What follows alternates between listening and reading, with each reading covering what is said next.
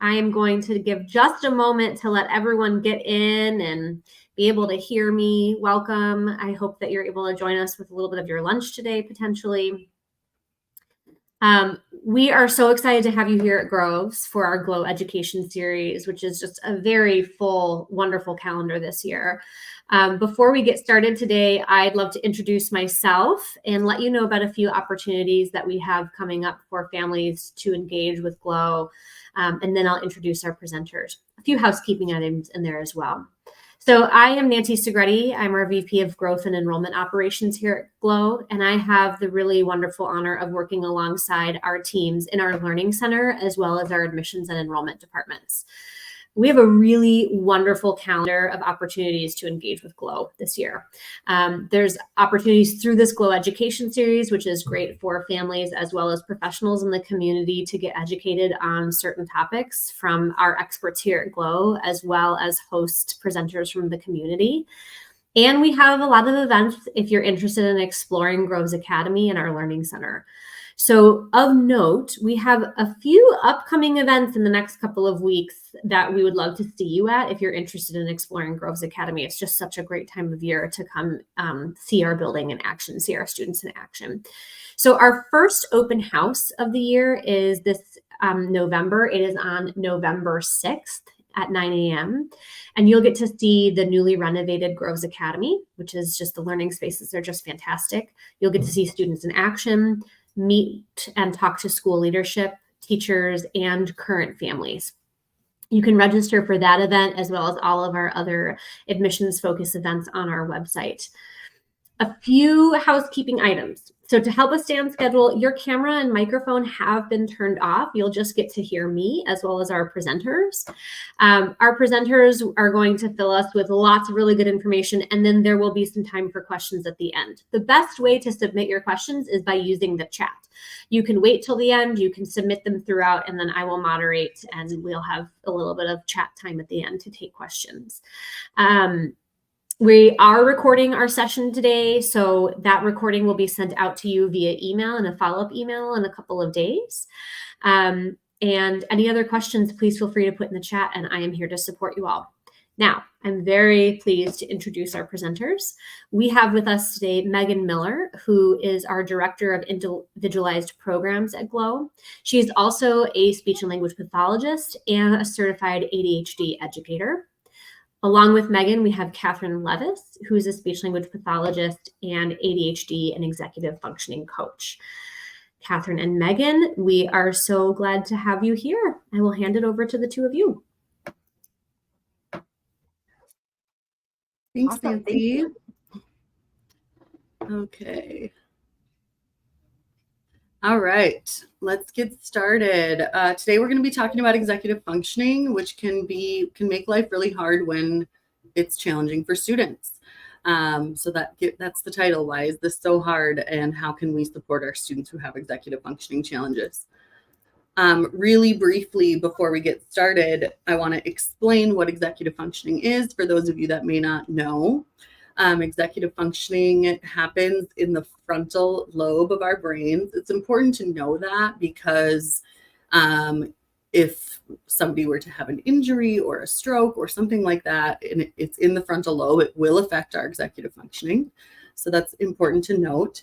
Executive functioning is any skill required to accomplish a goal: planning, organizing, keeping your focus, inhibiting distractions, controlling our emotions. All of that together is executive functioning.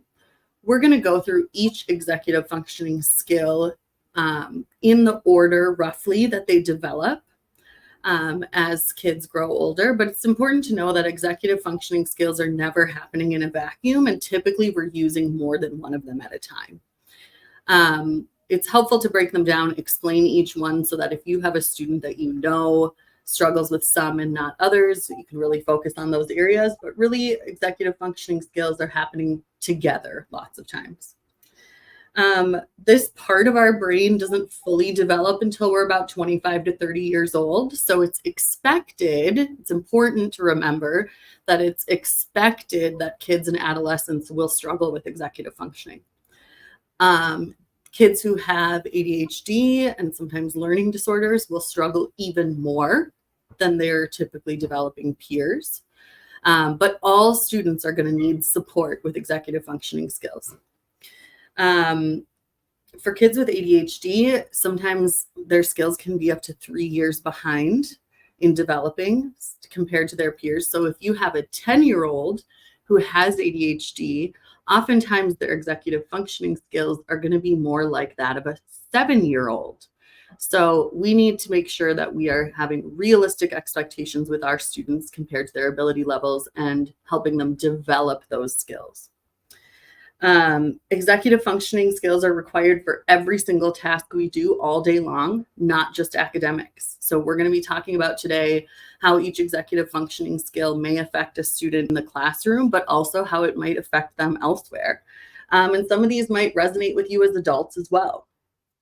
If we think about driving or grocery shopping, or even just having conversations with friends, all of those everyday things require executive functioning skills.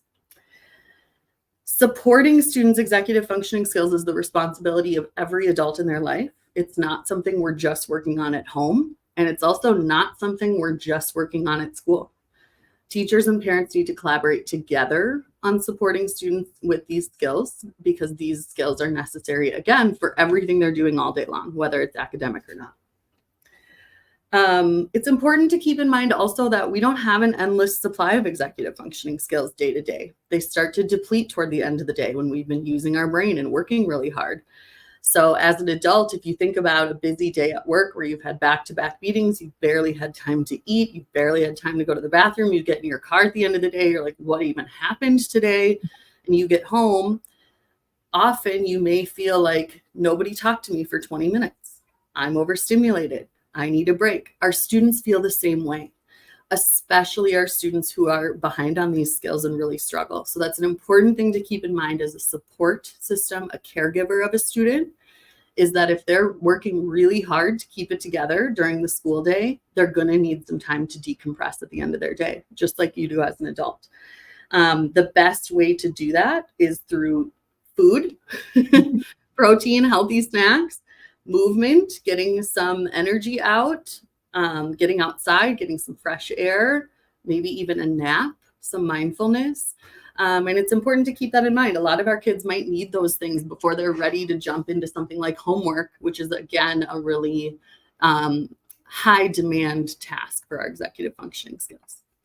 So that's just a brief overview of executive functioning in general before we hop into each individual skill.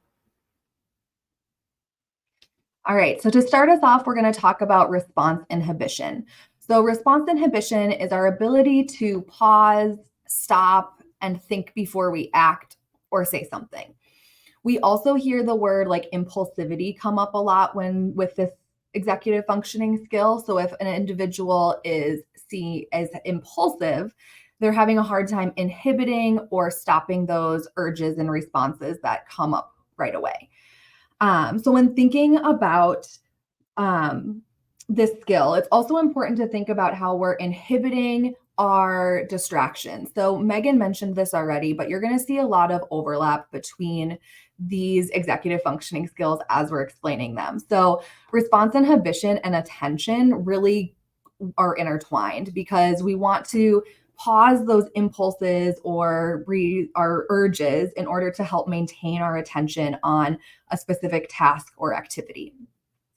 And so it's also important to be able to inhibit our desire to engage in those distracting activities. So if a student's in a classroom and there's a group of peers kind of socializing or having a side conversation, we might use this skill to inhibit our desire to go over and engage with those students and be part of that conversation instead of doing the work that we have in front of us at our desk. Some other ways that difficulties with response inhibition might show up in the academic environment is things like blurting in class. So having the answer to a question and saying it right away versus inhibiting or pausing that desire to share your idea, raising our hand and waiting to be called on. It also might show up when it comes to following rules and expectations. So a student might know the classroom rules, But if they have difficulty responding those impulses, they might do something that goes against the classroom rules, even when they know what those expectations are. And again, starting work on an assignment. So if we have those distractions in our environment, we need to be able to resist the urge to engage in those distractions to continue working on whatever it is that's our job or our task in front of us. When it comes to non-academic situations, one that comes up right away for me is thinking about money management and impulsive spending. So we use our response inhibition skills to pause before we buy something and think, do I really need this? Is this a really good deal for this, or do I want to wait until it goes on sale? Versus just seeing it, wanting it, buying it right away, and then later realizing I'm never going to use this or I'm never going to wear this.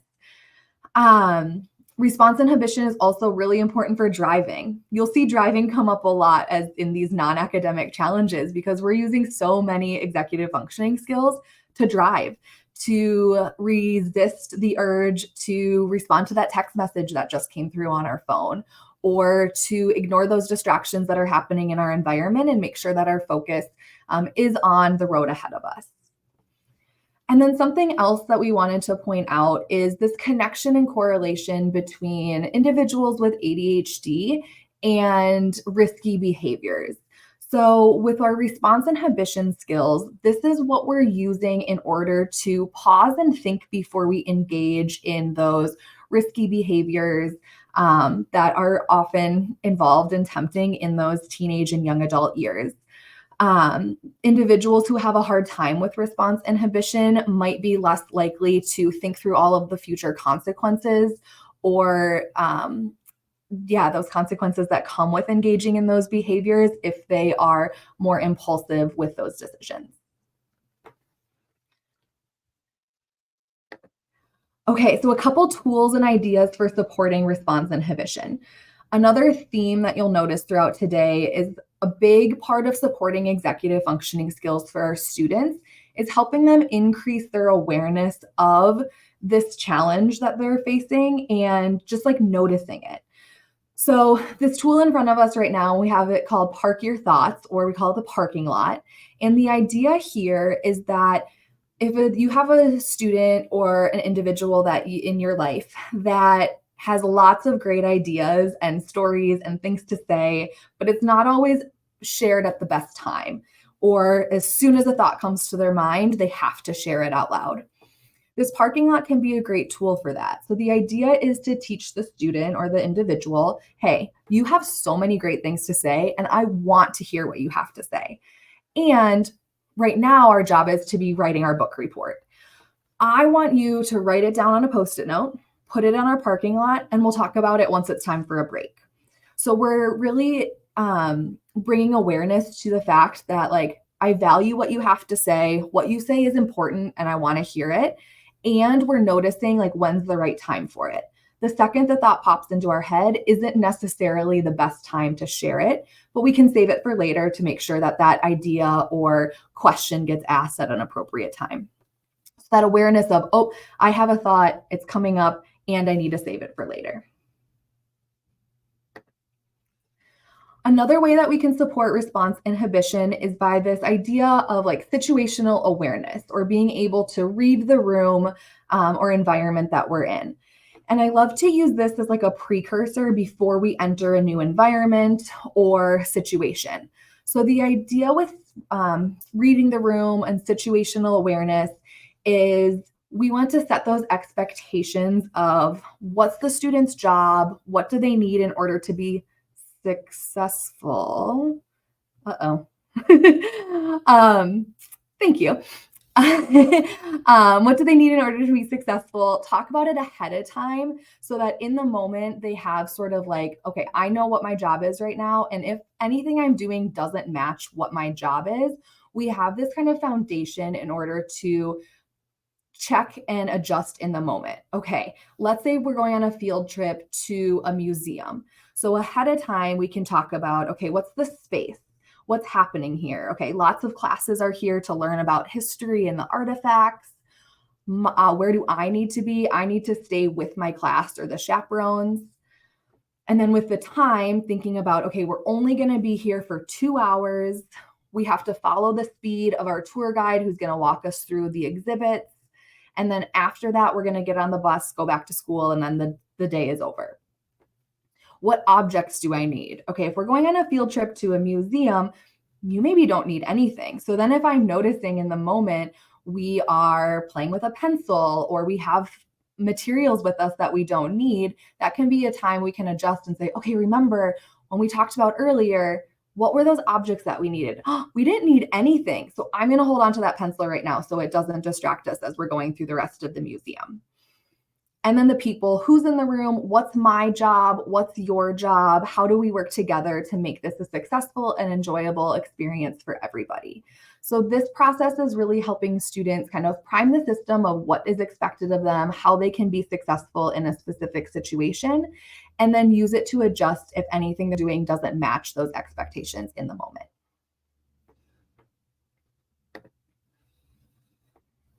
Okay, I'm going to pause right here for 1 second. We are having a little bit of a technical difficulty. This is an old slide deck, and Nancy needs to upload the updated slide deck. So give us 1 second while we get the new slide deck in there. It won't look all that different, but there are some updates. Okay. All right. This is the correct one. Perfect. Thanks, Nancy. Yay, we did that so fast. Thanks, everybody. Okay. This next executive functioning skill, working memory, is a really complex one. And it's not very concrete to understand. So I'm going to go a lot more in depth about working memory than we're going to go on some of these other executive functioning skills, but it's really important information. Many students who have ADHD and learning disorders really struggle with working memory, and it affects them tremendously throughout all parts of their day. So if you have a student who struggles with working memory, this is important for you to note.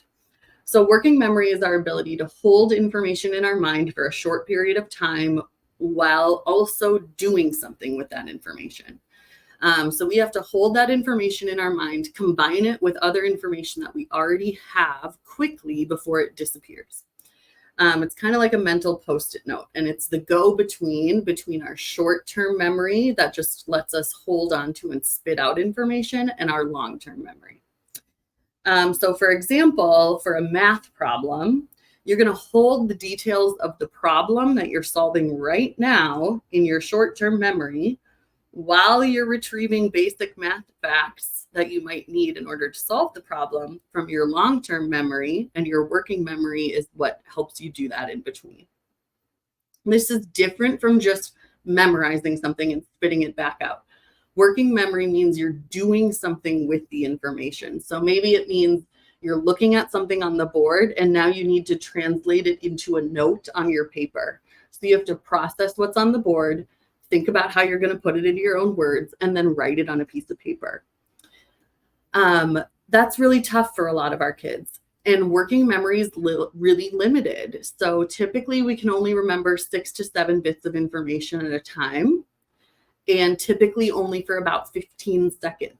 And then if it's been lost from your working memory without having been coded to your long-term memory, the only way to get it back is to repeat that information or to ask for help. So we really need to be keeping this in mind for our students who struggle with working memory when we're thinking about how much information we're giving them at a time, how quickly we're giving them that information, and whether or not we're repeating it. Working memory has multiple components. There's verbal working memory, which helps us decipher words and sounds. There's also visual working memory, which helps us picture what's not right in front of us. Like right now, if I said, picture your pet at home, your pet's not sitting in front of you, but you have a picture of your pet in your mind. That's your visual working memory, because I said, think about your pet. That's the information you're focused on, but you're also retrieving from your long-term memory that picture of what your pet looks like. Typically, about 10% of the population struggles with working memory, but for students with learning disorders, it's more like 20 to 50%. So working memory is a huge deal that we need to be paying attention to. It's also a core difficulty and one of the markers of students for who have ADHD inattentive type. It works alongside processing speed. So if a student has slow processing speed, working memory difficulties are exacerbated, because again, if you can only hold information in your mind for 10 to 15 seconds, but it's taking you that long just to process one piece of it, by the time you start processing the next piece, you might be losing that first piece.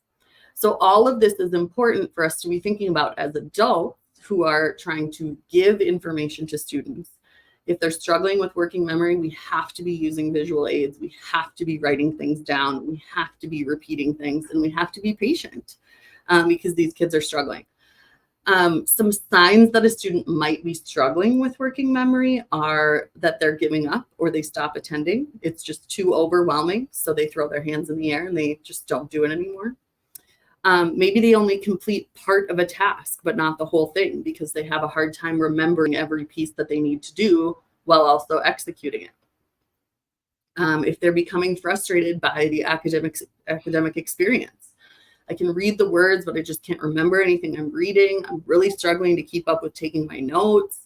Or maybe they're starting to act out or engage in distracting behaviors, because that's an easier way to go than to admit, this is really hard for me. I can't focus on this. I need support. It's too much information.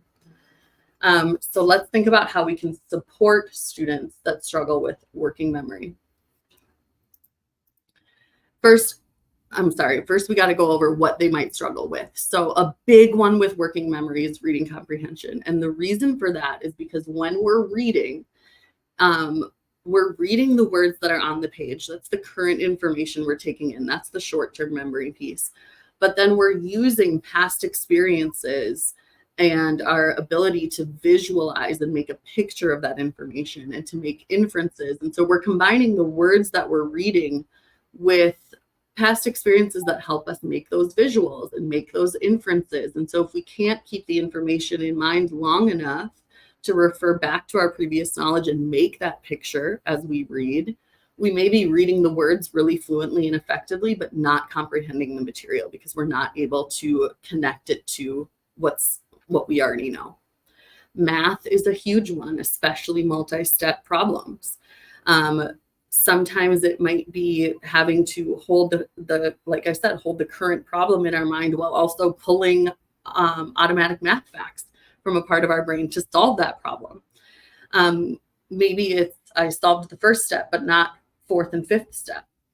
Following directions, of course, especially when they're multi-step, meeting class expectations and following rules. Note-taking is a huge one here. It takes a lot of processing time and working memory to either read something in a book or see something on the board, think about it, put it in our own words, and then get it on paper or type it out. Note-taking is really going to be tough for these students with working memory challenges. Studying for assessments and remembering all the information that we need to remember to take the test. And then anything on a computer is really tough. We've got multiple tabs, multiple clicks, where multiple places to save things that might not be labeled consistently. There's a lot of things that we have to work through when we're using a computer. And those of us that are fluent in that or maybe don't have those working memory challenges do it so automatically that we don't think about all those steps that kids that struggle with working memory have to actively think about. Some places you might see this at home are things like chores. Maybe they complete one part of the chore but don't finish it. Maybe they put the laundry in but they didn't switch it over the dryer. So now you've got a whole load of wet, musty smelling laundry in your washing machine. Could be morning or bedtime routines. Maybe they go to get ready for bed and then they forget what they're doing, or they only get through the brushing teeth. Following directions again, following rules. Planning. This comes into play with our visual working memory. Typically when we're planning something in our minds or even out loud, we don't realize it, but we're picturing ourselves doing it. We're picturing the place we're going. We're picturing the actions we're doing. Kids that have working memory challenges really struggle with that. And then sports. If you think about participating in a sport and how quickly you need to move from one place to another and how many different people you need to be paying attention to and positions and what are my teammates doing? What are my opponents doing? Where am I going to go next? this could be something that would be really tricky for students with working memory challenges. So these are some general ways that we can support with working memory. Lots and lots of repetition. Mental dress rehearsal. So this means basically thinking about and visualizing a task before we do it. Okay, let's picture this. We used to do this when I was a swimmer in high school. Picture yourself on the starting block. Imagine doing your start. Imagine your stroke. Imagine your flip turn. How are you going to finish your race? And picturing that. Distributed practice, where we're instead of doing maybe 1 3-hour study session the day before the test, maybe we're doing 5 20 to 30 minute study sessions starting 5 days before the test. So we're getting that repetition, we're spreading it out, we're getting those multiple experiences.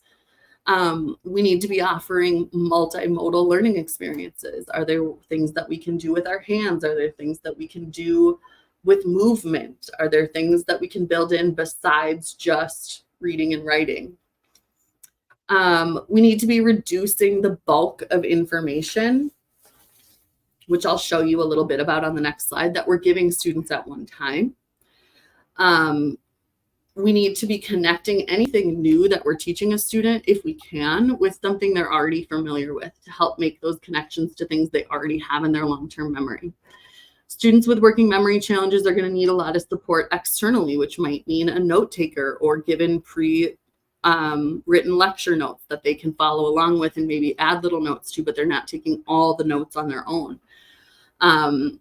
Giving them examples of final products so that they have a visual, again, that visual piece in their mind of what is it that I'm working toward? What is this going to look like when it's done?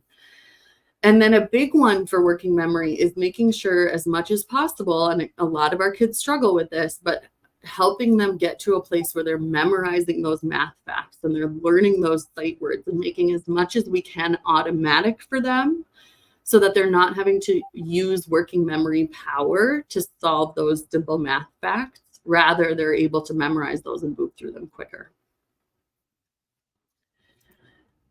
So this is a strategy that you can use with students that helps break down instructions. So what we like to do is we tell students, let's read the directions carefully. We're going to highlight the action words. We're going to underline any ideas that go with that action. And then we're going to double underline. And this little line is supposed to be up there, so it's a double underline, any information that goes with it. So I'm going to show you an example of this. I'm hoping this drawing tool is going to work for me. Okay, so I'm going to highlight the actions words. So this one up here, it says science is all around us when we do things like cook, ride a bike, and eat popsicles. A student, this sounds really silly, but one of our students might see this and be like, oh, now I have to cook and ride a bike and eat a popsicle as part of my homework. That's a lot to do. Kids with executive functioning challenges often have a hard time filtering what they really need to focus on and what they can let go. So what I would tell a student is, this is just introducing to us the fact that we're using science every day, but we don't actually need to do anything with this sentence. The first action word is actually list, so you can circle it or highlight it. And then what are we going to list? Things you like to do every week. And then we need to explain how science is involved in those activities. So it's really just two things. We're listing things we like to do, and we're explaining how science is involved. So helping students to pull out the information from the instructions that's really relevant, that they really need to be focused on, and let the other pieces be set aside. So for this next one, it would be similar. This is a longer one. We're going to write a paragraph, but first let's break down the process. First, choose from the following topics. Next, brainstorm ideas.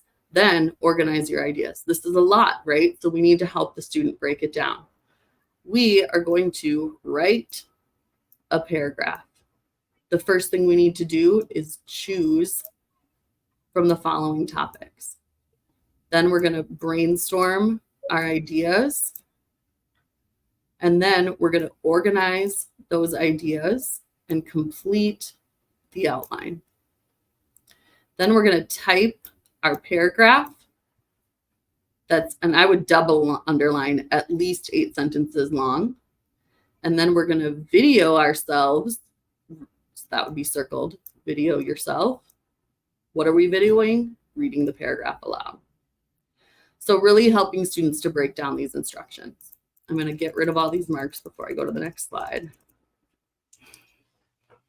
The other thing that's really helpful for students with working memory challenges is explicit instruction in note-taking. So this may be, and this is a lot, this could be things that are used in the classroom on the educator side, but you could do it at home too. This is a program from this is a curriculum called the Writing Revolution. And what you're seeing here is they were reading the book Among the Hidden with their class. And they are given sentences from the book. Luke sees blinds move, lights flicker on and off, and the glow of a television. And then they're asked to turn that full sentence into notes using some of the symbols above. So this is an activity you may do as a class. The teacher would model first a few times, then maybe you do it together before the student is asked to do it independently. And the purpose of this activity would be to learn to take notes. We need to be teaching kids explicitly how to take notes before we're assigning them note-taking activities. And then this thing on the right, it comes from Landmark College, and it's meant to be a guide for how to support note-taking depending on the student's challenges with note-taking. So if they have difficulty with spelling or handwriting, these are some strategies.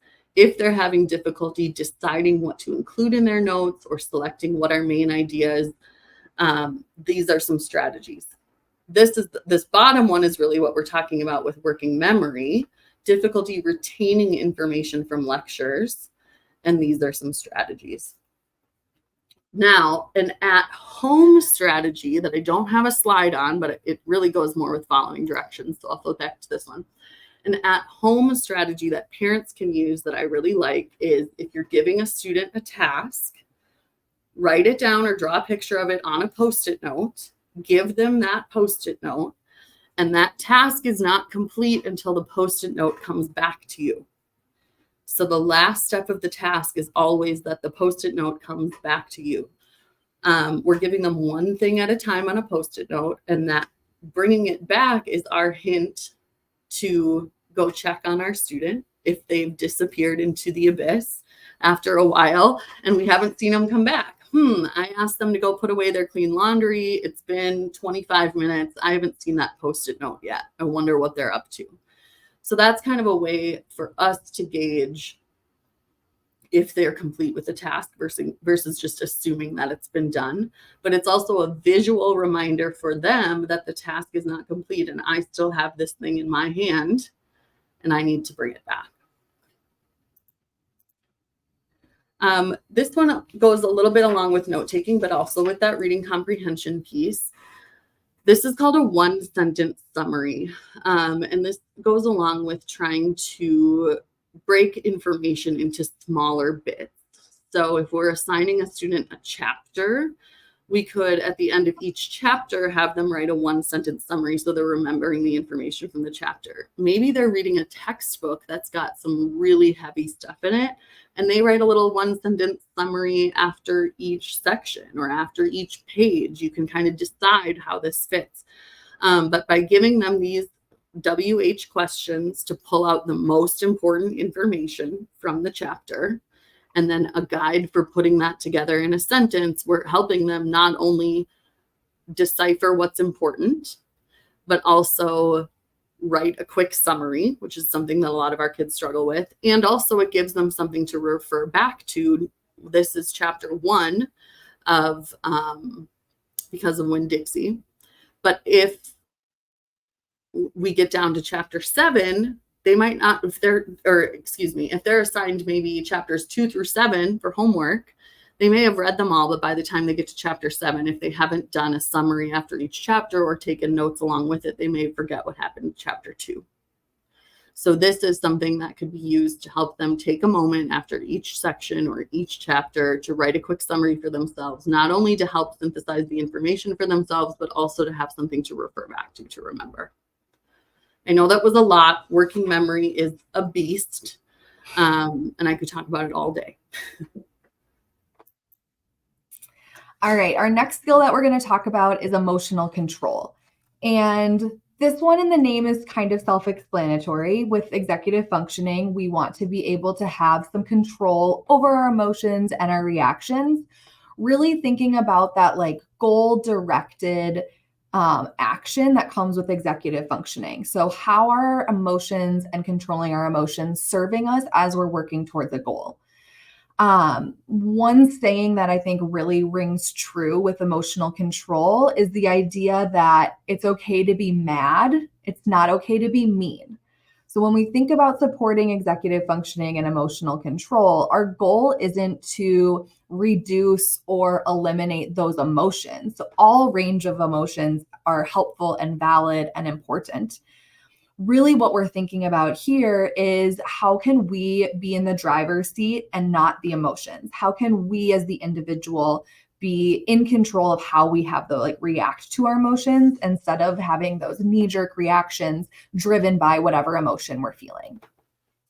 So in the academic realm or at school, we can see these big reactions for a variety of reasons. It might be something like a student has a really hard time taking feedback or criticism. So when a teacher lets them know there's a couple changes that they need to make to their paper, that frustration or feeling like I didn't do a good job could set into play a big type of reaction. It could be verbal, it could be physical. I've had students, where we're ripping up our papers or we're pushing pencils off the table. So our reactions could look very different for each student. At school, we might also think about how students process through things that are hard, especially for these students who have any type of learning challenge. There's going to be parts of the school day that are challenging for them. And so they're constantly faced with difficult tasks and having to work through it, and dealing with that frustration tolerance while also working towards reducing those outbursts and controlling those emotions. And then homework, this is a little bit at school, but also comes into play a lot at home. Meghan mentioned earlier, but a lot of times we see students holding it together all day. So teachers are like, they were great, they did their work, no concerns. And then we get home and it's time for homework. And we're tired and we're hungry and we've been keeping it together all day. And now my supply of executive functioning and emotional control is a lot lower. And that might be the time that we see more of these big reactions and outbursts when it's time to sit down and do our homework. Like a lot of executive functioning skills, emotional control plays a big role in peer relationships and socializing as well. So how a student or an individual is working through those tough things or managing their emotions will likely have an impact on how peers interact with them as well. So we want to be mindful of supporting these emotional control skills is also helpful for supporting individuals, socializing, peer relationships, and social emotional well-being. Another time or situation that often leads to challenges with emotional control is transitions, primarily when we're going from something we like to do to something we don't want to do. So we're having to ask a student to stop doing the fun thing to start doing the not so fun thing. And that's never easy. So that can be a time where we see these big reactions and emotional control challenges come to play as well.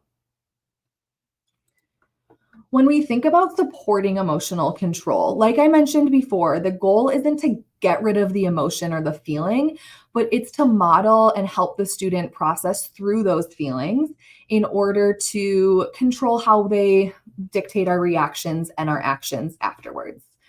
A lot of supporting emotional control is going to be putting in that work ahead of time and talking through different strategies or ways to process stuff when a student is regulated. We don't want to initiate or bring upon these new ideas in a moment of a meltdown or a big reaction because the student isn't regulated. They're not in a place where they're able to kind of receive that information. So thinking about how can we embed these types of conversations and model this language before or outside of a emotional control challenge so that when we're faced with one of those meltdowns, we have some tools that the student is familiar with in the moment. One big thing for supporting emotional control is helping develop students' vocabulary around emotions.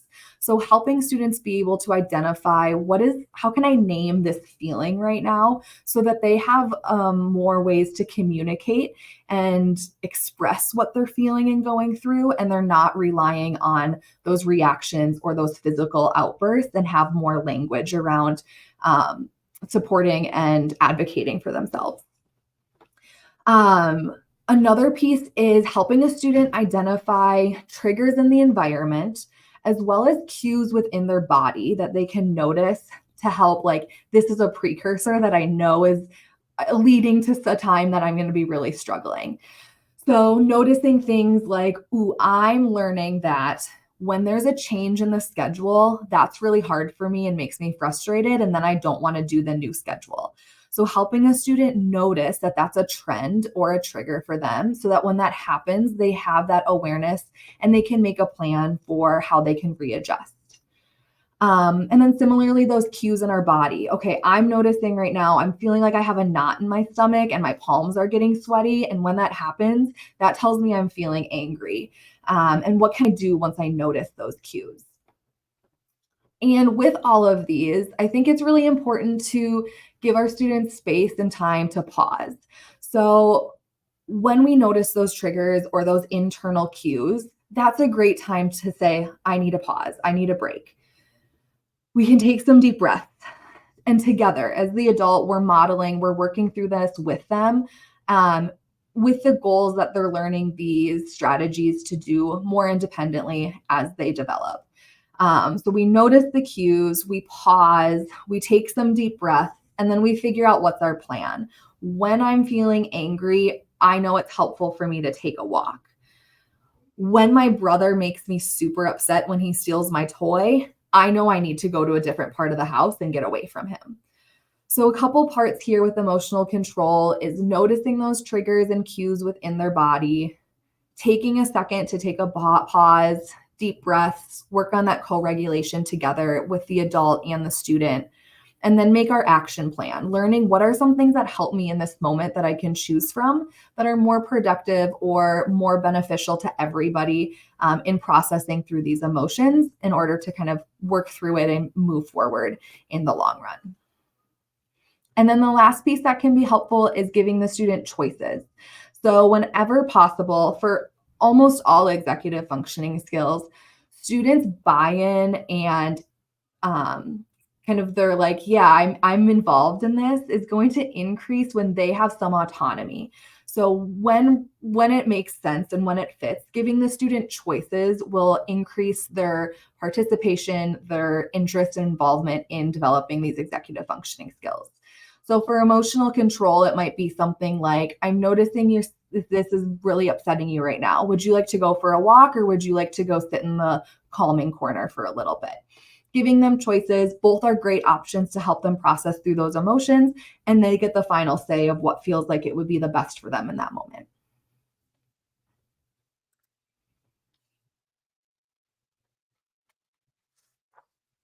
Okay, the next one we're going to talk about is flexibility. So this is our ability to change our plans, pivot, move to a different way or a different place if there's a setback or an obstacle.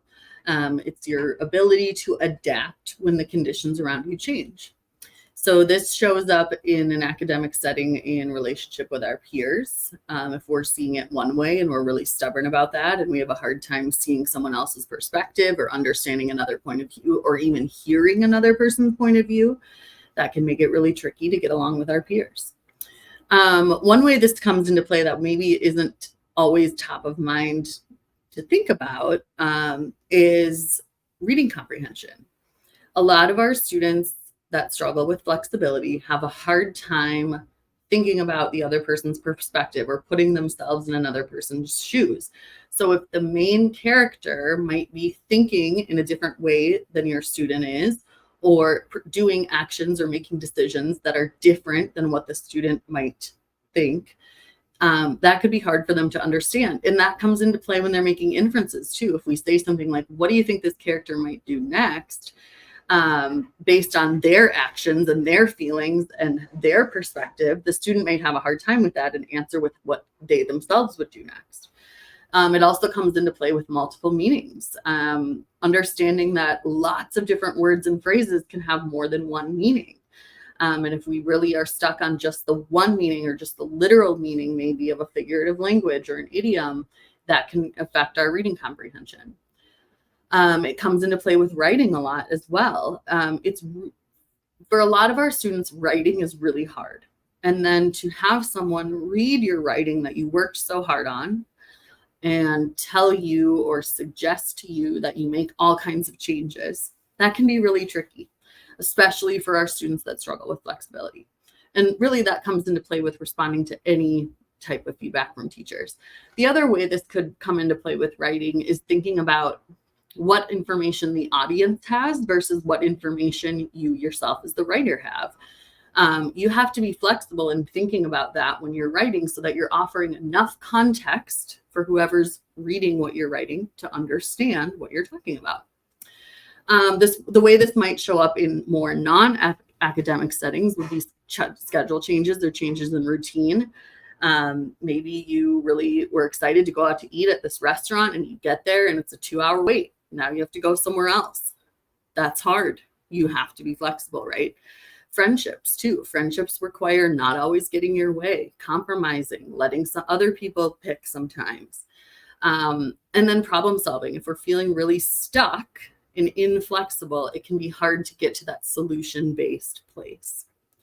And this is another one similar to emotional control, where there aren't necessarily a lot of strategies to improve flexibility other than bringing awareness to it for a student. Let's talk about what is flexibility? What does that even mean? How does that show up in our life?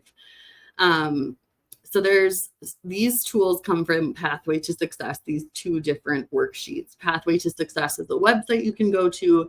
She's a speech language pathologist who has created a lot of different materials for social skills, executive functioning. We use some of them with our students.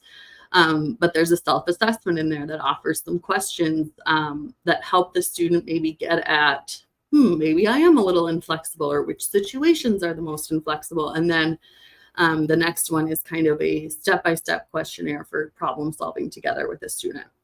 There's also some different games you can play with students that require flexibility that are maybe a little bit more fun, and then you can build some discussion into it about when and why was flexibility important during that game.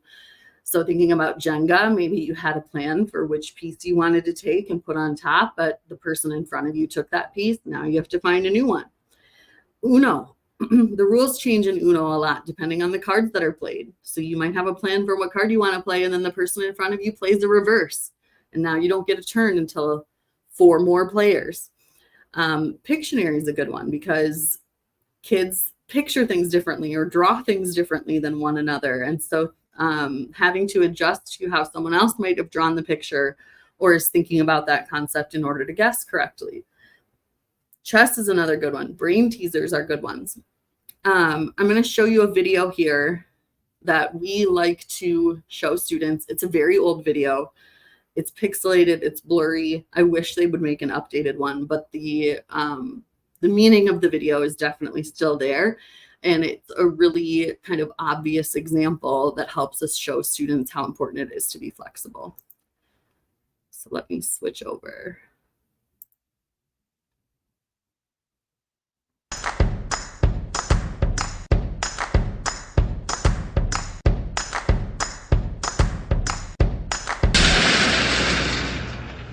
Whoa, that's not good. Oh, I don't need this. I'm already late. Somebody will come. Anybody out there? Do you have a phone? No. Sorry. Somebody! Hello? There are 2 people stuck on an escalator and we need help. Now, would somebody please do something?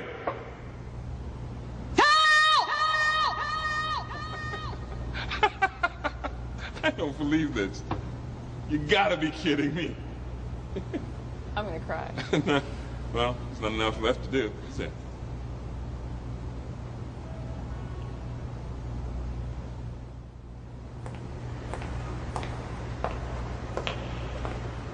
Hello? Hey, don't worry about it. I'll fix it in a second. He said he can fix it. All right. All right. That's more like it. He says he can fix it.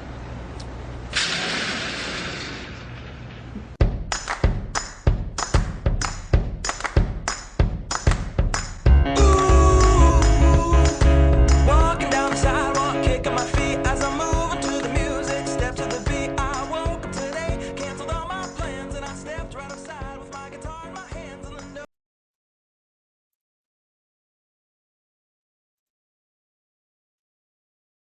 Okay, so that is an old commercial from some insurance company or something like that. But the point there is, are you getting stuck on an escalator? Are you so stuck and frustrated that you can't see that there's a different way to climb the stairs? And oftentimes, if we show that video with students, then we can go back to that phrase and refer back to it with flexibility. Are you stuck on an escalator right now? Is there something I can do to help you get off that escalator? So that's kind of a fun little video. Okay, next up is attention. And attention's a big one. This is one we think about a lot when we think about students with ADHD and executive functioning challenges. With attention, there's kind of two components. We want to be able to maintain or sustain our attention. So keep paying attention to the thing that we're doing, even when there's distractions or we're tired or we're bored. And then there's also the part of being able to shift attention. So being able to take our attention from one thing and move it to the next thing, depending on what's important or what needs our attention in that moment. It's important to think about, especially in an academic realm, that attention is the precursor for remembering, recalling, and using information later. So if a student does not attend to or pay attention to whatever the stimulus is, that information is not getting encoded into our memory, and then we can't pull that information and use it later on. So attention is really where this memory and information has to start. So if a student has a difficult time either maintaining or shifting their attention within the academic environment, this might lead to them missing instructions. So if they did not pay attention or hear those instructions during class that day, when they get home to do their homework that night, that information isn't there for them to go back and recall and pull to the surface when it's time to do their homework. It might also impact their ability to learn and master new content and skills that are explicitly taught in the classroom timeframe, especially when it's more lecture style or a teacher is primarily talking without interactive hands-on stuff, visuals. So really when we just have that auditory stimulus, that's going to be a time where we see a lot of challenges with maintaining our attention. Students might have incomplete work if they missed when the deadline was shared with the class, or they had a hard time keeping their focus at home while they were working on their homework, and so then it didn't get completed. Part of the shifting attention comes in, and this ties in with that response inhibition that we talked about earlier, is if we're in the classroom and there's people in the hallway and our attention shifts to hearing that. We want to be able to inhibit that desire to listen or shift our attention to the distractors and keep it on whatever we're working on. And then transitioning between tasks, activities, classes. These transitions can be like mental transitions of, okay, we're in the same place, but first I'm being told, or my job is to be listening to the teacher, and now I need to mentally transition to completing the worksheet at my desk. And that shift, sometimes we see students get sort of stuck where we are still have thoughts or questions, or our attention is still on whatever that first activity is. And it's hard to get them to transition to the next thing until all of those loose ends are tied up with whatever had their attention first. In terms of non-academic challenges, we might see individuals being easily distracted. So this can happen anywhere. It's not just a school thing. We might be distracted when the family's eating dinner together at the dinner table, or distracted in conversation when we're chatting with our friends. A really big part of attention that's important to note is sort of the opposite end of the spectrum, which is the hyper focus. We so often hear from families of like, does my student really have attention challenges? Because when they get home, they could build with their Legos for 3 hours straight. So they clearly can pay attention. But the thing here to remember and know is that interest and motivation and desire is such a driving force for attention for anyone with ADHD and executive functioning challenges. So yes, when we're doing Legos and that's something we really love, we can keep that attention because our interest and motivation is there. If we ask that same student to write their paragraph or their book report, if that's not something that they have that interest in, it's going to be a lot harder for that same individual to put that attention towards that non-preferred task that we just saw them put towards their Legos. So that is a thing that is very common in terms of we have that hyper focus on certain things, but it's hard to channel those same attention skills for those non-preferred or challenging tasks. Driving, we've talked about a little bit before, but super important. We need to pay attention to our car, the road in front of us, the cars around us, without our attention shifting to whatever else is happening in the environment. So attention is huge for driving. Same with sports, being able to pay attention to where is the ball right now and attending to the person you're supposed to be guarding on defense and not the other players on the other side of the court or the field. And then again, we kind of talked about this, but that conversation piece of if we are in a conversation with somebody who seems like they're daydreaming or keeps asking us, wait, what was that? That can feel really frustrating to the person who, like the communication partner. So difficulties with attention can also have those social and peer implications as well. Meghan talked a lot about note-taking, and I just wanted to tie in how that supports attention as well. So let's say we have a student, maybe potentially more in the middle school, high school ages, where there might be more like lecture-based classes where the student has to just be listening to what the teacher is saying. That's a very passive activity where we're sitting, we're listening, and that's just where our attention is supposed to be on. When we introduce note-taking into the equation, we're now taking that passive, just sit here and listen activity and turning it into more of an active activity. So now I have a job, I have some physical component where I'm taking notes and I'm engaged with the material, which can then increase our ability to sustain our attention to the speaker or the teacher.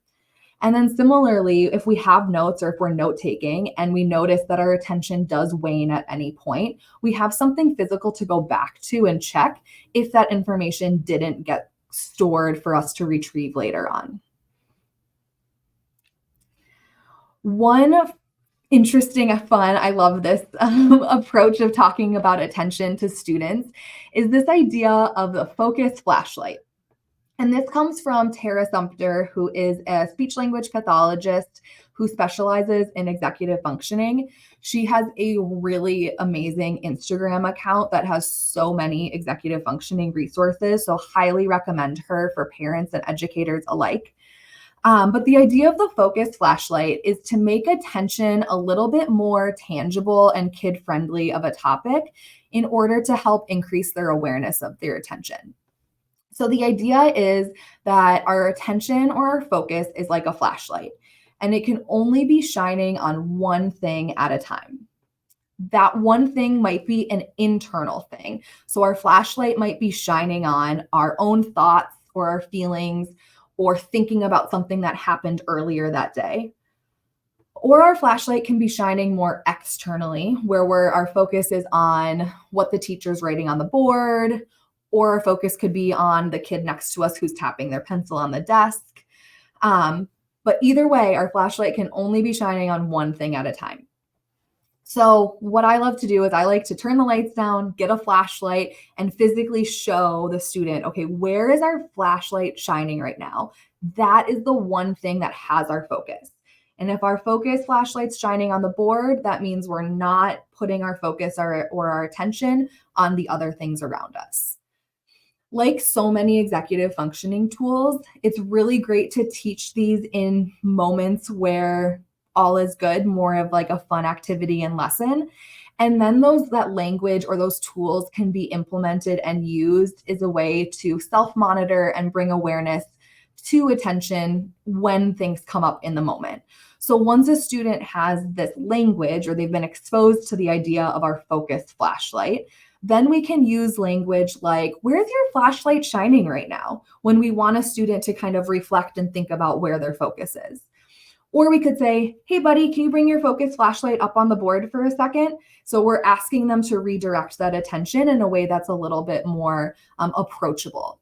Rather than saying, pay attention, focus here, listen to me. Those are much more like assertive, where this is a way to help the student kind of reflect and do that reassessment and reevaluating of their attention a little bit more independently. Another way to help students start to notice and increase their awareness of their focus and attention is doing some type of focus tracking. So this tool can be used in whole classroom environments. It can be used one-on-one or at home. And the idea here is that students are noticing where their focus is. So when I introduce the idea of tracking our focus, I really want to make sure that the student knows like there's no shame or wrong answer involved with this. There's no grade. You're not getting a score. The only purpose of this activity or this exercise is to start noticing our focus a little bit more. So that is really important because we want to make sure that there aren't any like negative shame feelings around this in order to be as productive as possible. So what we would do is we would introduce the activity and say, okay, we're going to set a timer for random intervals as we're working on our homework tonight. Whenever the timer goes off, I just want you to pause and notice, was your focus where it should be or was it on anything else? And all you're doing right now is noticing what was I thinking about or what had my focus in that moment. And then we can set a goal for ourselves. We can keep track of our progress over time and see, okay, today during homework, I was at about 50% focused when the timer went off. Tomorrow, I want to be closer to 60% and see if I can slowly increase where my focus is as those timers go off. So again, here, the main thing is helping students start to notice and be more aware of their focus. And in that process, helping them be able to regulate, okay, when our focus is on something else, how can we bring it back to that job or that activity that we should be doing right now?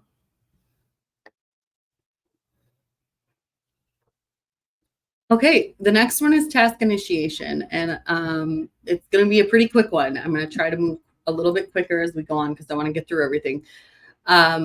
This is something that's going to come. This is the ability to get started on something without procrastinating. Admittedly, this is my number one weakness in executive functioning. But there could be lots of reasons for it. So the big thing for task initiation is figuring out why it's hard for the student to get started. It can happen in academic settings, of course, with long-term projects, group projects, studying for tests, using our work time in class effectively, but it can also happen in non-academic settings, putting off chores, putting off paying bills, always running late for things. Job and college applications can sometimes be overwhelming, even studying for your test and getting your driver's license. So the big thing here is understanding why we're having trouble getting started. Is it that we don't understand the task? Is it that the student doesn't understand the task and we need to provide models and examples of finished products in order for them to be able to picture what they're working toward? Sometimes it's as simple as that. Oh, I didn't realize that's what you were talking about. Okay, perfect. Is it that they know the task, but they just don't have an action plan? In which case, Catherine's going to talk about planning and prioritizing shortly and show you something called backwards planning that can be really helpful. Is it that it feels really overwhelming because it's such a huge task and they don't know where to start? Let's break it down into smaller, more manageable steps. Let's make it one thing at a time, do it one at a time, and rather than one big task that has lots and lots of steps? Or is it that I just really struggle with managing my time? In which case, Catherine's also going to talk about time management, and you can use something called a working clock, which is a visual that provides a visual for when they're supposed to be getting started, as well as how much time has passed. So you could maybe refer to it halfway through and say, okay, we're halfway through our time. How you doing? Are you halfway through the work? Have you even gotten started yet? So with task initiation, it's really about understanding why it's so hard to get started and then helping them with that piece.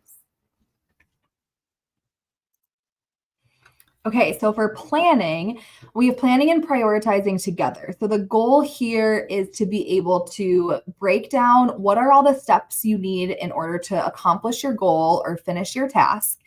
And how do we prioritize things like what needs to come first and where do I start? Or what's most important and what's not most important. When we think about in academics and school, one piece of this is filling out our planner or being able to have some tool, whether that's paper or digital, where we're able to make a plan for the work that needs to be done in a given day, week, month. Students who have a hard time with planning might say, oh, it's not important, I'll just remember it. But then remembering what's assigned and then making that plan becomes a lot harder when we don't have all that information in one spot. Long-term projects or things that are assigned and then there's independent work time for a week or 2 weeks can be super challenging for these students. Again, kind of with that task initiation, getting started early enough so that they leave themselves enough time, being able to take that big assignment and realizing what are the different small chunks that I need in order to finish that project. And then for getting needed materials. So with that, I think about that mental dress rehearsal of being able to imagine ourselves in the future. Okay, my plan for tonight is to work on my book report. If I'm working on my book report tonight, what things do I need to bring home so that I have all the things required to work on that project? In terms of non-academic, this shows up with things like packing for a trip, being able to know what am I going to need, what are our plans for the trip, what clothes and types of activities are necessary. Cooking, preparing ingredients, following a recipe. So if you're given a plan, how do you follow through and execute it? And then routines and things at home as well. So planning, we use all lots of different times. Backwards planning is huge. So this comes from Sarah Ward, who is also a speech language pathologist who specializes in executive functioning. And the idea with backwards planning is we want to be able to picture the end goal in order to know what is expected of us. So like the name says, we're starting at the end. So in this visual or graphic organizer, our first step is to look at that red done box. What does this look like when it's done? So if I'm working on cleaning my bedroom, I might take a picture of my bedroom when it's clean and put it here. So I know what does it look like when my bedroom is all clean. Then we go to the do column and we say, okay, what are all the steps or the things I need to do in order to make my bedroom look like that? I need to fold my laundry. I need to get rid of all the garbage. I need to make my bed. And I need to put the toys and books back on the shelf. Okay, now I have a really clear set of steps that's much easier to follow versus just saying, clean your room, whatever that might mean to you. And then the last step is getting ready. So what materials are you going to need? Well, I'm going to need a garbage bag to put the garbage in there, and I'll need my laundry basket up there too in case I have any dirty clothes. The idea of getting ready is to eliminate any distractions or things that are going to interrupt your process once you get started. So if we do all that ahead of time, then we don't have to leave cleaning our room, go downstairs, get the laundry basket, come up, and now we have to get started all over again. We'd rather just do all that stuff at the very beginning. Once we worked backwards, now it's time to work our plan. And so we get ready, we follow the steps, and then at the end, we have that visual and we can say, okay, here's the picture of my clean room. Does my room match this? If there's anything that doesn't match, that's a great reinforcer of saying, maybe I'm not done yet and I need to do something else before my room is clean. Backwards planning can be used in so many ways and for so many reasons. So that was an example of cleaning our room at home. We could also use it for something like an art project. So here you can see it's not on that same sheet. A teacher might have these get ready, do, done signs on their board. Done, we see, okay, today we're going to be making this cute little paper octopus. And then so I can see what it's going to look like when it's done. Then I can look over and I know exactly what steps each student or kid needs to do in order to make their octopus match the instructions. And then the materials are clearly outlined. Once we go over that together as a group, students are able to kind of work through, gather their materials, go through those steps and check and see if theirs matches the one on the board. One last example is using the same process with writing a paragraph. So you can see how this backwards planning is really adaptable to so many situations.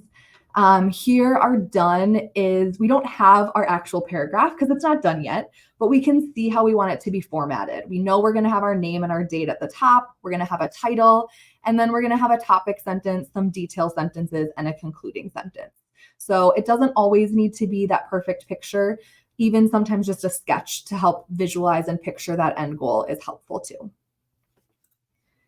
And then one last thing for planning is thinking about using visual schedules as much as possible. So with visuals, we want to encourage you to use real pictures instead of clip art or pictures that maybe aren't salient to your individual student. And this is helpful to help students visualize what that plan is, to see themselves working through that plan and to have really clear expectations to build independence as they are growing and developing those routines and planning skills. So here's an example for like an afternoon after school routine. Okay, we're always going to get a snack. You're going to take the dog for a walk. You're going to do your homework, and then you get 30 minutes of video games. So those expectations are really clear, and we have a visual to support it. Same process can be used in the classroom as well. This could be up on the board as students are coming into class and they can see what's the expectation for them. Okay, get out your binder and pencil, complete the warm-up sheet, then read chapter 3 in our book. So all of these, a really key takeaway is visuals are great for planning to help students imagine and picture in their head what those expectations are, and breaking down the steps into really clear, concrete steps so that it's more less abstract and more executable for the students. And the only other thing I would add to these planning strategies is that it's important to do the planning in front of the kids. So you don't want to have like that whiteboard that Catherine had set up with that art project. You don't want to have that done before the student walks in, because the student doesn't have the same executive functioning and thinking through that we already do as adults. They need to see us do that thinking, and we need to think out loud. So we want the student to see us put that art project up and say, okay, here's what we're making today. Here's our picture of our final product. Now, let's think about what we need to do to get there. Our first step is going to be this.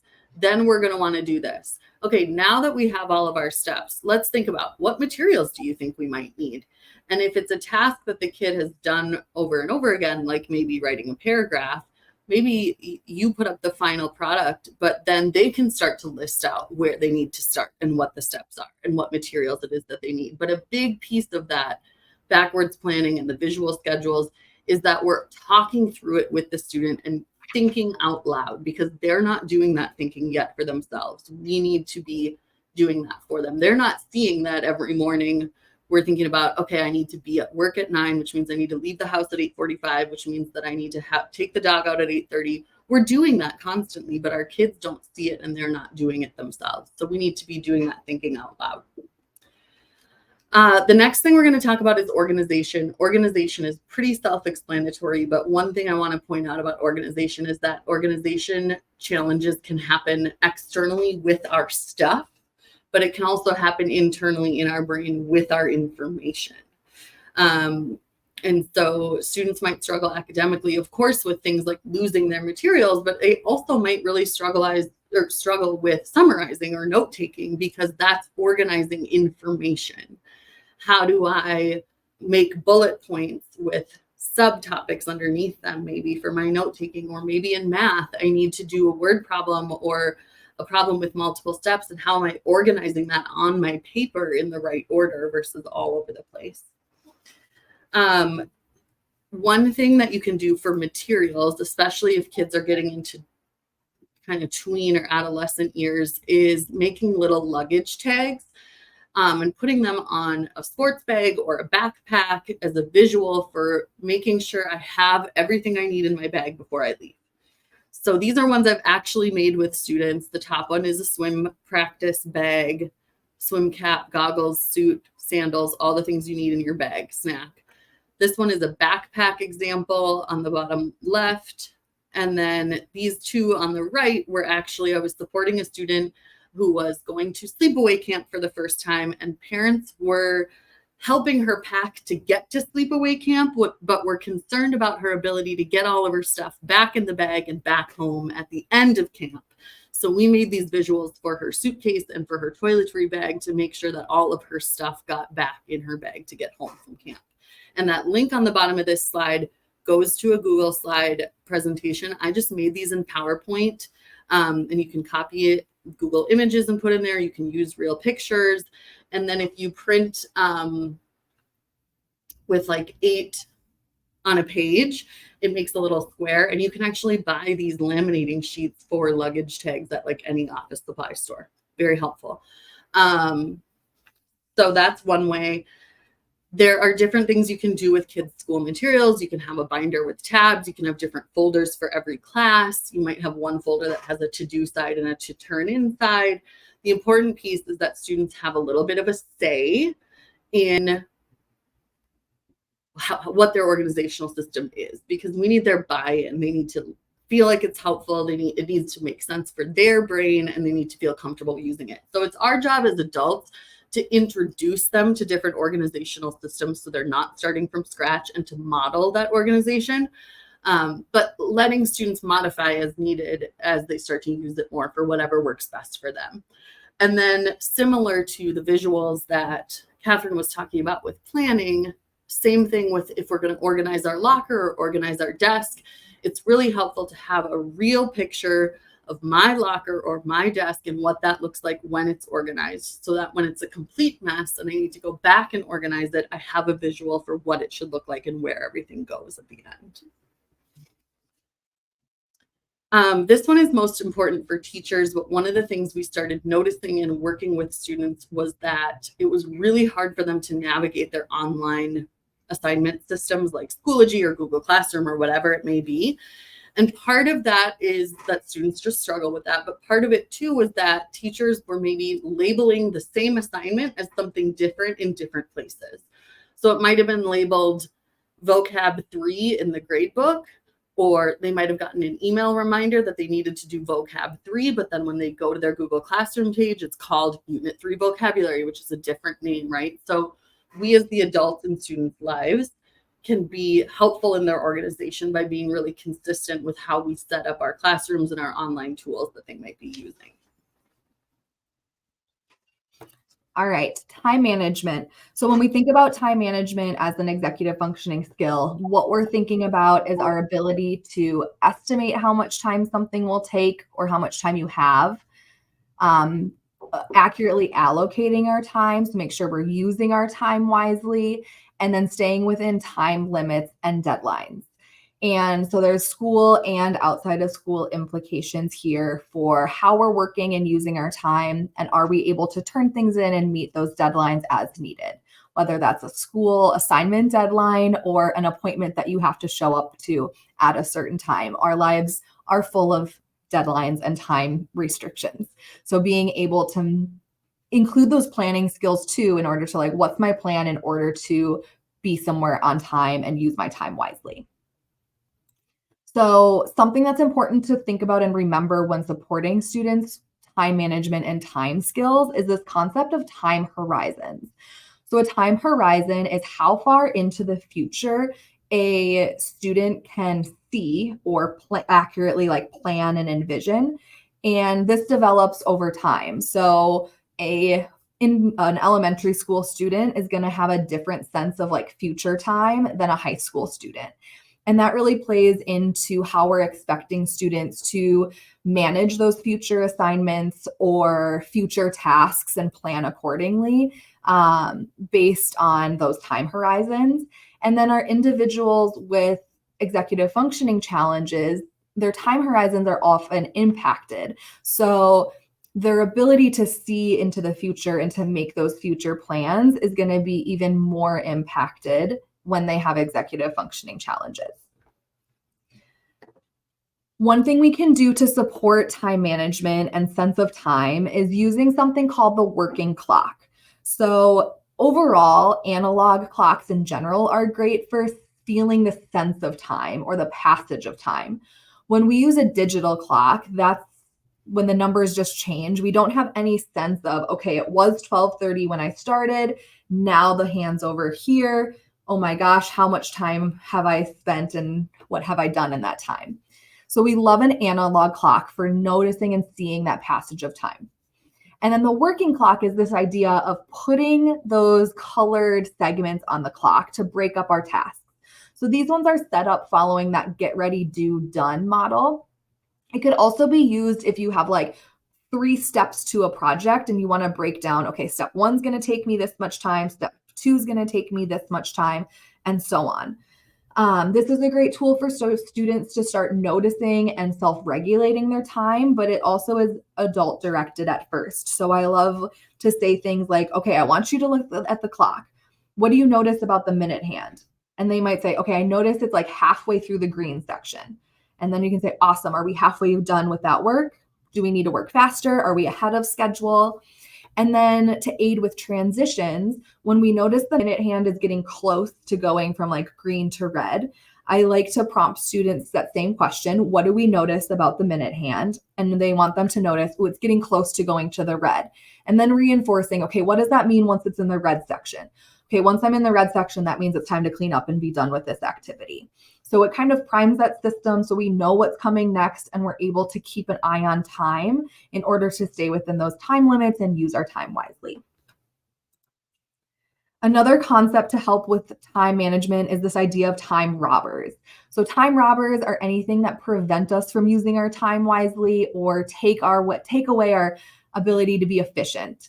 So this can be anything like distractions in our environment, or having to get up and get water or a snack, even though you just sat down and started working on your homework, anything that's impacting our ability to use our time wisely.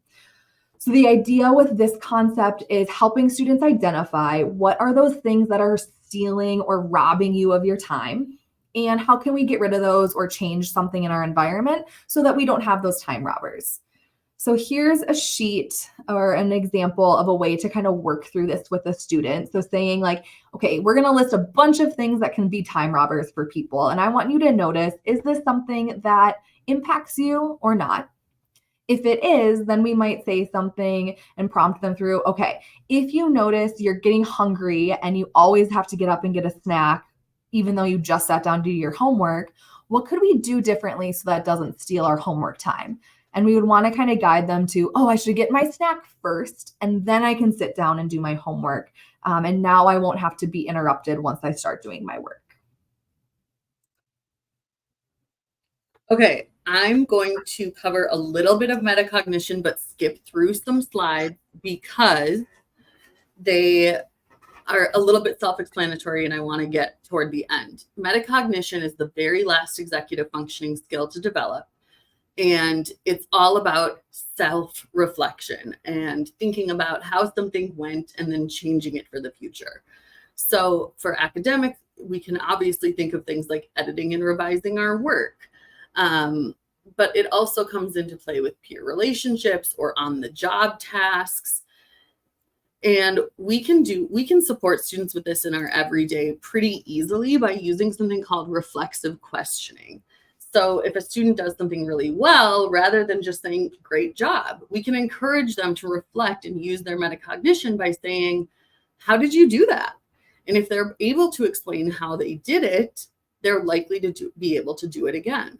Or we might notice the cue in a student's body that they're not noticing themselves, and we can give them some reflexive questioning on that. It looks like you're feeling like you need to move. What are you feeling? what's your plan for when you feel that way?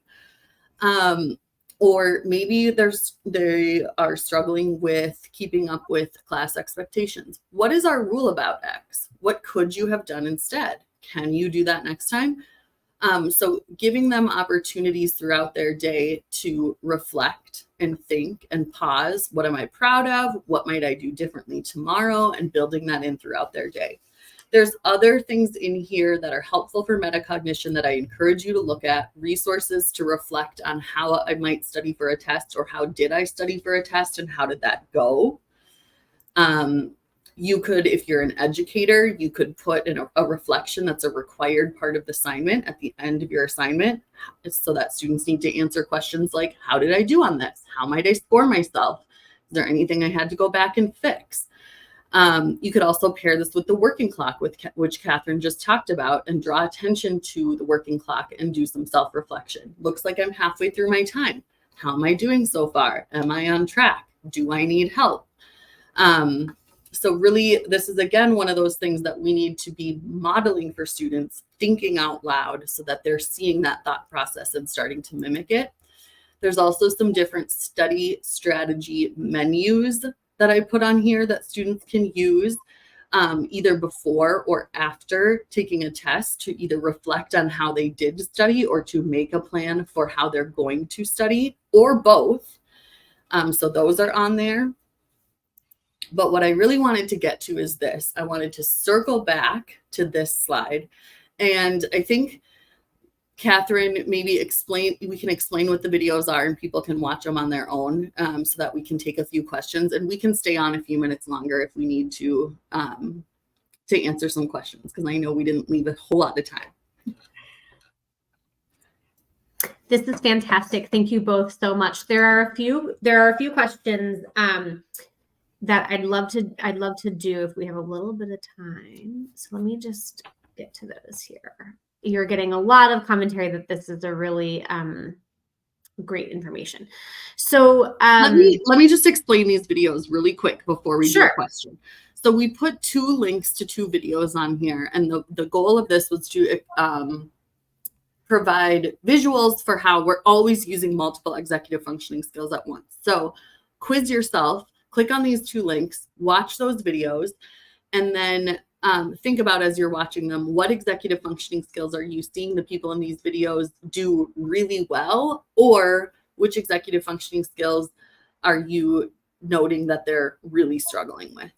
And then on the right side, this again comes from Tara Sumter, and it's just a great example of how something as simple as making a weekly meal plan and going grocery shopping can be an executive functioning task, and it can work on lots of different things. The key here is thinking out loud and doing it with your student along the way. Okay, go ahead, Nancy. So one of the questions I thought was really interesting is, are there obvious or observable signs that executive function skills are improving in a student? Yes. I saw that question early and I thought about it and I wrote some things down. The first one would be, are they using the tools more independently? Have we introduced them to tools, and are they actually using them? Are they advocating? Are they telling so for instance, at Groves, we introduce them to a lot of tools. They learn which ones are helpful. Are they able to identify the tools that are helpful and ask for them when they need them? Are they turning in their assignments on time? Are they getting better grades because they are using their planner, they're bringing their materials home, and they're turning in their assignments more independently? So it's really about that independence of the tools that we're giving them. How much support do they need with using those tools, or are they starting to adopt them on their own? That's a great one. I'm going to finish with this last question because I think it's such an interesting one. How can we support teenagers with attention while driving? That's a really tough one. And I think, Catherine, you can jump in here as well if you disagree. I think the very first thing with all of these executive functioning skills is bringing awareness to it. Are they aware that they struggle with attention? Are there times when you are driving together where you can point out to them, I'm noticing that you may not have seen this over here. Remember that when we're driving, we need to be paying attention to both sides before we go, not just one.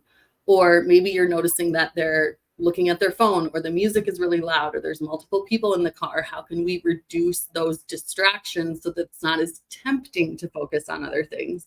But I think before you can kind of give those gentle nudges and have those conversations in a positive way, they need to be aware that attention is something that's hard for them. Yeah, I would agree. And kind of having these conversations, not just isolated in a driving context, but likely if attention while driving, if that's hard, attention is probably impacting them other places too. So just bringing like general attention, awareness, and strategies to the conversation, and then applying that towards specific contexts like driving as well. I think like anything too, maybe having a little bit of a mindful moment before you start driving, especially if you are still in the stage where you are with a permit driver and you get to drive with them. Maybe when you both sit down in the car, you collectively have a moment and say, okay, we're driving to this place for the next however many minutes. We're focusing on the road. We're not going to have music on. We're not going to have our phone on. My job as the adult is to help you do X, Y, Z.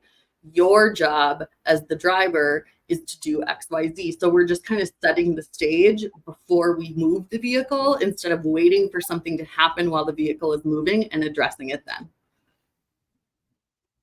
Great. Thank you both. We're at 101, so I'm going to wrap us up.